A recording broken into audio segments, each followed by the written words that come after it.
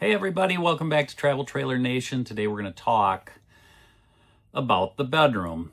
And as you can see, there's some like carpeting back there rolled up, and I'll tell you why in a second.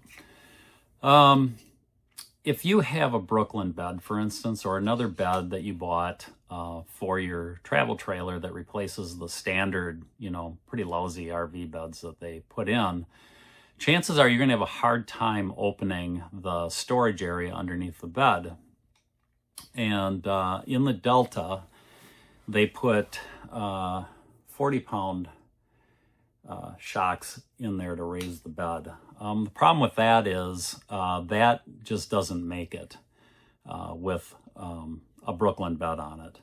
And of course, we also pile some stuff up on the bed when we travel, like Eva's crate. So I decided, hey, I'm going to go ahead and I'm going to replace those shocks. And I went with 80, which I think was the right move because I think 100 would have been very hard to close it. But I want to tell you guys, and I'll show you the video of me doing it, and for no other reason, just to show you how fast and easy it is. But the video isn't great because obviously I get in the way. But I wanted to show you because I didn't have a real clue about how this is done before I got them and kind of read through the manual, and I will put a link below to these. There is, hopefully you can see it, there's a clip on the end of the shock, and basically all that does is hold the little ball joint in there. So to remove them, what you're going to do is get under that, there's a little divot, and you're going to take your screwdriver and you're going to move that clip out of the way. See how there's a gap there now? And you can probably just move it that far to get it off the little ball joint.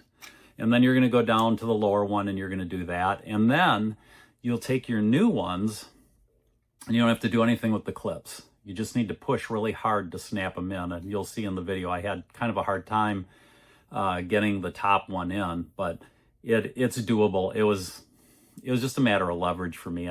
First I was kneeling on the floor in front of the bed, and then I got up and actually got around it and pushed in. You'll have to move that bed up and down to basically get it into that ball joint, but it's easy enough. The other thing I wanted to say is when you get the shocks, at least if you buy the ones that I did, they come wrapped with almost a canvas material to hold the shock compressed. And you're going to need like a tin snip. I suppose you could do it with like a really sharp scissors to cut that. And when you do, that shock's going to expand. The way they wrote about it in the little owner's manual they sent made it sound like it's going to take off like a rocket.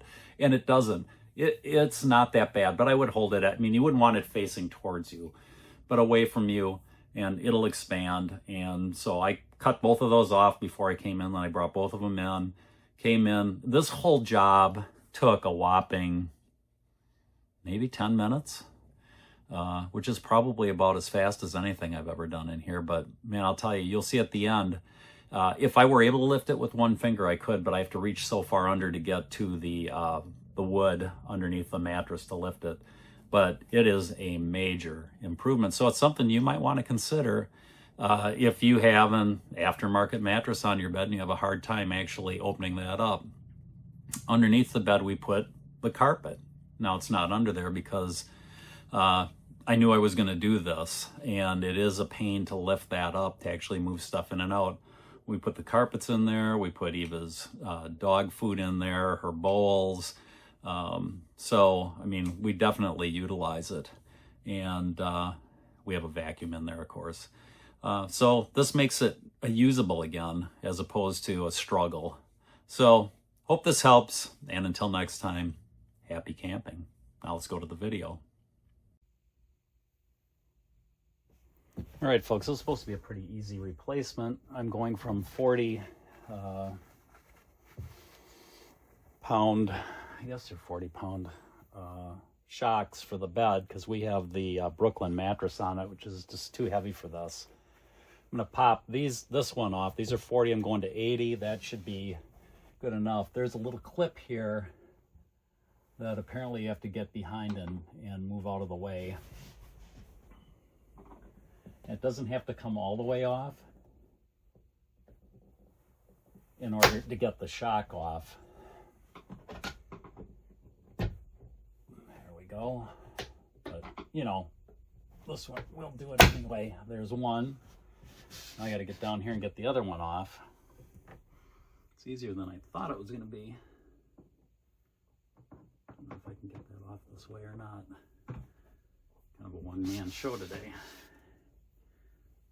It's pretty easy to get behind the clip, actually, with a small screwdriver. I wish I would have brought a smaller one.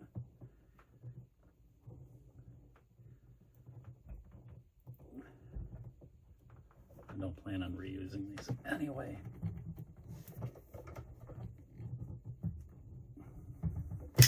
There we go. Okay, now you shouldn't have to remove the clip on the new one. It should pop right in, and it does. And now we'll come up here and put the new one on. It should just pop in there. Oh boy. Not sure how to get that down to where I can get it in. I guess I'll have to move this up a lot higher. Okay. There we go. Let's do that. There we go. And bring it down. And it should just pop in there if I get it right.